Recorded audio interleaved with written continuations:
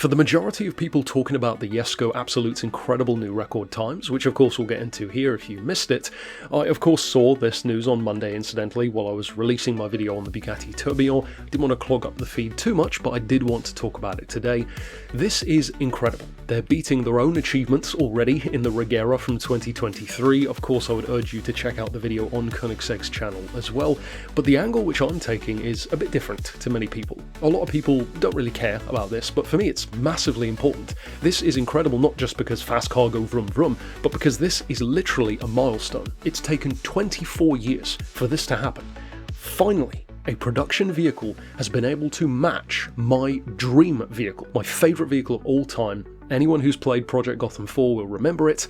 The Marine Turbine Technologies Turbine Superbike, or as it's technically called, the MTT Y2K. My favourite vehicle of all time, my dream vehicle. It was in the Guinness Book of Records as the fastest bike you could buy, and technically the only reason why it isn't there anymore is because it's not in production anymore. For those who don't know, it's a Rolls-Royce helicopter-engined, in other words gas turbine, 60,000 RPM diesel-powered motorcycle which can go from 0 to 227 miles an hour in 15 seconds. The Jesko can also do that. For the first time, as I said, in 24 years, because the bike came out in the year 2000, that's how long it's taken for any car to match that on a production scale, because now, not only did I time Koenigsegg's video, and it does 0 to 227 in that same 15 seconds, but their records destroy even the Regera. The Regera already had the records, which this has now improved on again. The Regera, for example, was 2 seconds slower than the Jesko Absolut from 0 to 248 miles an hour. Or in other words, the 0 to 400 kilometer per hour dash. 2 seconds is a massive difference, and from the 0 to 400 and back to 0, it was a second quicker when you factor in the deceleration as well. And again, to put some perspective on just how quick these machines are, the Veyron, which is still a great benchmark for this kind of stuff, goes from 0 to 200 in 24 seconds.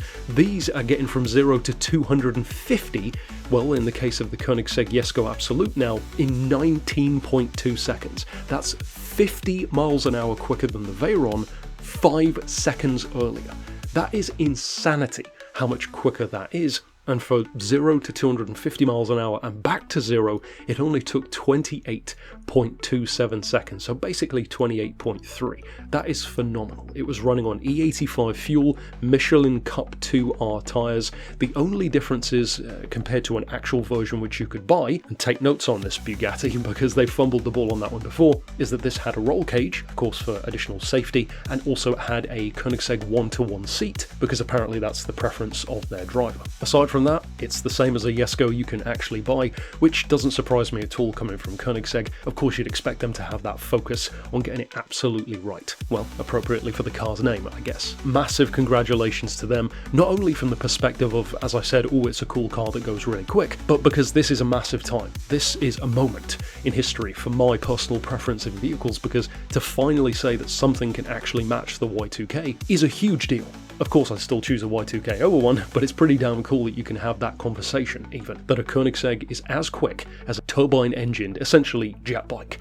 That's incredible. So massive congratulations to Koenigsegg, and of course, fingers crossed for SSC really getting their act together and trying again with the Twitara. It's unfortunate what happened the first time around, but again, they're my favourite out of all of these top-tier brands anyway when it comes to hypercars. I really wish they hadn't fumbled the ball on that one. We'll see in future what happens with Bugatti back in the fray, of course, with their new car. And of course, as I said, stick around for more news in future. But for now, thanks for watching.